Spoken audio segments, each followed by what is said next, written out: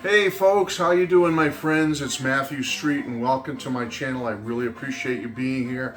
And folks, you're probably shocked. Those of you that have been around a while that are not new subscribers are probably seeing the title of this video and going, oh my God, what is bringing this back? What is the impetus for this, Matt? You're bringing back Mangles McCartney? Yes, I am, folks. It's been a long time. I can't even remember. Wow, I'd have to go look at the last video, which was the Press to Play album from 1986. But yes, my little series, Mangles McCartney, is back, folks. And I have to thank many of my subscribers out there for pushing me, prodding me, asking me to bring back the series. So here it is, it's back.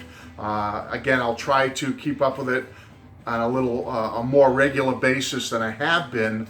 But I'm going to give it a whirl, folks, and we're going to start off with the next album. But I guess there's probably a lot of subscribers that are new to my channel that don't even know what it's about. So let me just say real quick, my Mangles McCartney series is basically my little way of expressing what was happening in my personal life and my personal memories related to every Paul McCartney release. Starting with the first McCartney album, I'm going to take it right up to the most recent McCartney 3, which who knows when that will be based on my track record here. But anyway, so that's basically what it's all about, folks. And any of you people that have never seen this series before and you want to check out earlier ones, I have created a playlist which starts with the McCartney 1 album and works its way right up to Press to Play, which is the most recent one from several months ago. And I'll add this one to it soon thereafter I finish filming it. Okay, so we are up to the next album in the series. The Russian album, or as it's commonly known, Back in the USSR. I'm not even going to try to pronounce this, okay? But that's basically what it means. Back again in the USSR, or Back in the USSR. This album, also known as the Russian album. It's on the Melodia label, okay? It was released on October 31st, 1988 as an exclusive release to the Soviet Union only, okay? It was originally in an 11-track format, and it later came out, a second pressing of it had 13 tracks on it. But basically it was just for the USSR, folks. It was recorded live in the studio by Paul and a group of other people, including Chris Whitten and Mick Green and others. And basically, Paul put it out to the Soviet Union as a gesture of peace, or as you know at the time, if you look back on history with glasnost going on at the time, where Russia, the Soviet Union, was becoming more open to things, more open to Western culture and the outside world. And Paul released this as part of that gesture of glasnost, so to speak. And as I said, it was just in 1988, came out in Russia only. And there were no singles from this album, surprisingly. However, it's funny because Paul used many of the songs on this album for B-sides. Between 1987 and 1989, a lot of these tracks were on CD singles and vinyl singles as B-sides. So go figure, there was no A-side. Now let's talk a little bit about this album before I get into some of my memories of it at the time, 1988. Let me preface this by saying I've always enjoyed John's rock and roll album. I know John's rock and roll album gets some bad reviews from some people. Some people can't stand it, and then some people absolutely love it. And I consider myself in that camp of people that love John Lennon's rock and roll album. I know the production could be a little different, I get that, but I like it for what it is, and I like that John was showing the spirit of his rock and roll roots in that album and putting it out there to the world and sharing it. And if you really get into it a little bit, I think you could enjoy it. Though you naysayers out there, give it another chance. I think you might like it. So anyway, loving John's rock and roll album, from my perspective anyway, I was so excited when in 1988 I heard about this project coming out. Especially, I have to say, folks, after the dismal vibe I got from Pipes of Peace and then later Press to Play in 83 and 86 respectively. But I must say, Press to Play has grown on me over the years where Pipes of Peace has not. But those two albums at the time, 1988 in my life, I remember specifically, I was a little down on those two albums. And so for me, it had been like 6 years since I felt Paul had really put out something quality, like, you know, something that I could get my my enthusiasm behind, so to speak. And that earlier album, of course, was Tug of War in 1982. So when I heard about this, I was pumped up about it. A friend of me gave me a VHS tape, a bootleg VHS tape. I won't say where he got it or who. I know it's 32 years ago, whatever. But anyway, he got me a VHS tape of the Jonathan Ross Show. It was a British talk show, much in the vein of like Conan or The Tonight Show or one of those. And Jonathan Ross had Paul on as a special guest, and Paul was the main guest and everything. And Paul did some live stuff. He did some fun stuff with Jonathan Ross, signing albums for Jonathan Ross and stuff. It was a fun little show. But he did some live stuff. I don't remember all the live material he did. He might have done I Saw Her Standing There. But he did one of the songs from this album called Don't Get Around Much Anymore. And I gotta say, Paul sounded great on that broadcast. He looked good. He had a really cool suit on. He was rocking out on the guitar and he singing that song. And I just loved the song. And so knowing that this album was out there, or I forget the time frame of when I saw the Jonathan Ross Show and when this album was released on October 31st that year of 88. But I just was it just cemented my desire to have this album, because seeing Paul on that broadcast, on that little bootleg VHS tape, and I love that song, Don't Get Around Much Anymore, I said I gotta have that album. I just was excited at the prospect that Paul, like John, was putting out a rock and roll covers album of the songs he loved, those pioneer rock and roll guys that we all loved and admired, and they certainly loved and admired in the Beatles. And so I was excited and really worked up over this, and I had to find a way to get it. I didn't care. Come hell or high water, Paul was rocking out again, and I was going to find a way to get this thing. Now, I also got into the song list a little bit. I heard Lordy Miss Claudie, someone gave to me, or somehow I heard it. Again, it's a little sketchy, my memories, folks, but I know I heard Lordy Miss Claudie before I got the album. I heard Crackin' Up. I heard That's All Right, and I was like, yeah, Paul, you know. Eddie Cochran's going to be on this album. Some Elvis, Little Richard, Fats Domino. I was into it, folks. I was very much into this album and getting it. So, how did I get it? Well, I don't remember the time frame. Again, my memory is sketchy, but I used to go to many Beatle conventions. There's the Fest for Beatle fans, which at the time was known as Beatle Fest. There was one down in Connecticut. There used to be some up in Boston area near where I live. I don't remember which convention it was, but I know at a Beatles convention, I picked up this vinyl right here. I don't know what I have here, folks. I don't know if this is the actual original import of the album or what. Those of you can tell me, if you can tell by looking at this, what exactly I have here. If this is an original Melodia USSR release, great, you know. But I was at a convention. I forget what I paid for it, but it was a little more than you'd pay for your average piece of vinyl. But I'll show it to you. This is my original. You got the Melodia label up there. Okay. Paul's name in Russian. You got the MPL down here. As you turn over the back, I'll let you look at it, folks. Do I have an original pressing of this, or at least a real pressing of it, not a knockoff? Let me know. I don't know. And I'm going to show you the label too, but you got the MPL label there. But this is the one. It's kind of on a thinner cardboard type material. This is what I got at the convention. And here's the label, so maybe that will help you a little more. You experts out there can help me out. This is the label it's on. Okay, and the other side.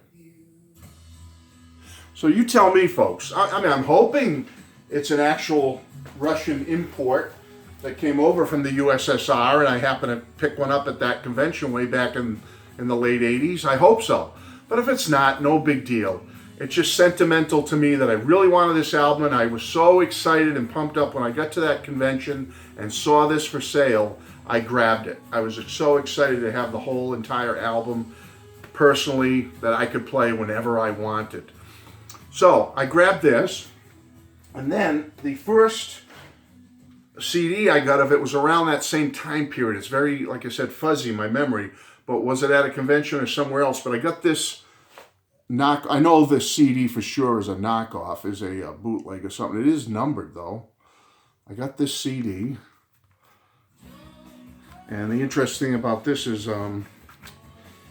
it has some bonus tracks on it, as you can see. There you go. I don't know how the red and black's going to come through, folks. But you get some bonus tracks like stuck on there. So I know for sure it's a bootleg. I mean, look at the back of the front cover is just plain white. But I was very, very, again, show you the side here, excited to get this as well so I could have something to play on my new at the time CD player and in my car and whatnot. So I had these two initially and was very excited about it. And to this day, I'll always keep them because they mean so much to me. But moving on again, so I had the CD, I had the vinyl, and folks, I love this album. I'm going to say it right now. I've loved it since the day it came out, and to this day, I still love this album.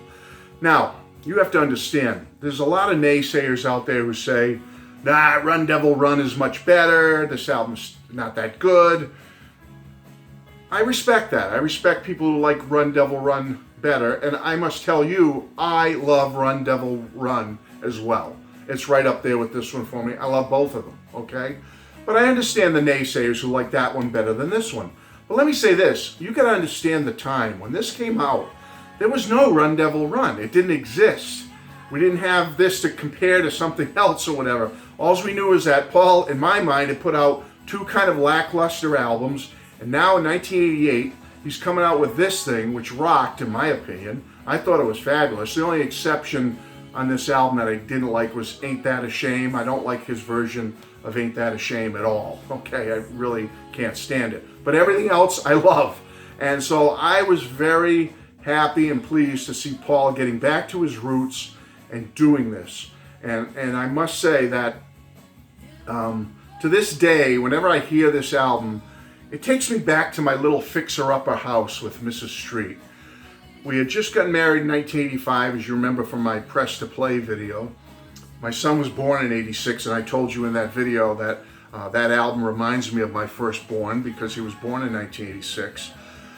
We had our first little fixer-upper house around 86, 87. It was just a little cape. It needed so much work. I won't go into all what we did throughout the 10 years we lived there, fixing that little place up. It didn't have a basement floor. It was like a dirt floor. We had to have cement poured. I could go on and on. But you know, picture a young struggling couple with a child, and we're trying to survive. And this album takes me back to that little place because we had only been there like a year when this album came out. We were working together, trying to build a life and make our little home nice for our child and ourselves. And Mrs. Street worked her butt off. I was working hard at the time, trying to survive. And we had our little 2-year-old son who was 2 when this album came out. And I remember like listening to it with him, you know, when I'd be babysitting him. Mrs. Street was a nurse, as you know, and she'd be working hard, sometimes working nights. And my job, my shift and schedule would always change. So if she was working nights, I would babysit our child, my son, during the day. And if she had the days, if I could work, I was working night shift. Or I'm sorry, if I was on days, I'd babysit him at night while she worked at the hospital. And it was just, I can think about that time period of the different shifts we both worked and juggled and babysitting and watching our son and raising him. It was you know, a wonderful memory. And this album was on the turntable a lot, especially listening with my son. And at the time, We All Stand Together, the Rupert song was out, and I'd listen to that with my young son, and he liked that song. And we had a little small living room, and the stereo was kind of jammed in there, you know, one of those old stereos with the big speakers and stuff from back in the 80s. And so this album takes me back to that period, being in our first little house and enjoying life and making life better. And yeah, you know, I think back to those days and your work hours changing all the time and just trying to make things work all the time and playing outside with my son and watching shows together on TV, playing with his toys, having albums like this on in the background. It takes me all back to that period, which is a period long gone now, folks, you know, 32 years ago. And now that little boy is 34 years old, going to be 35 later this year. He has my 2 grandchildren now, and it's just wonderful, wonderful memories. And I'll always have fond memories of this album, of that period in my life, of being a young couple starting out in life with a little baby or a young child, and trying to make the best of it, you know. So I didn't have too many direct memories of this album, but it does take me back to that period in my life, and I wanted to share that with you. And I'm sure many of you can relate to those types of thoughts and feelings if you've been in those situations with, you know, being that young couple starting out in life. But yeah, unlike some of the other albums that took me to direct moments in my life I could share with you, this one, it doesn't really have any direct moments, but as a vibe, as that general pleasurable vibe of a period in my life I look back on with great fondness. Fun. It's a fun, rocking album, and I highly recommend it. Okay? Other than Ain't That a Shame. I really don't like that song.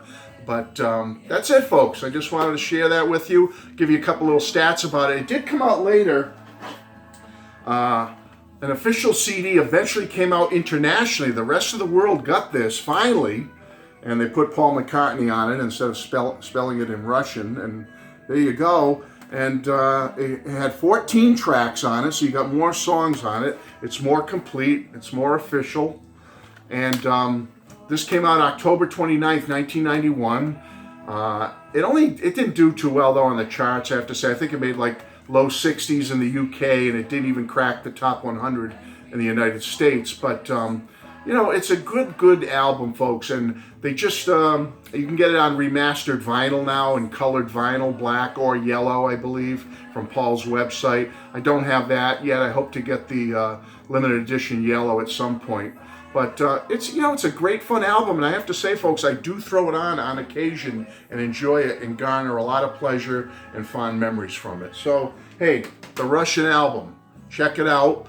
That's it for this edition of Matt Mangles McCartney, and next is an album that I look back with great fondness and I have a lot of personal memories of, and that is Flowers in the Dirt, and I hope you'll come back and join me for that episode. Thank you all. Bless you. Please come back. Come see me again. Make a comment. Love to hear from you. Bye-bye.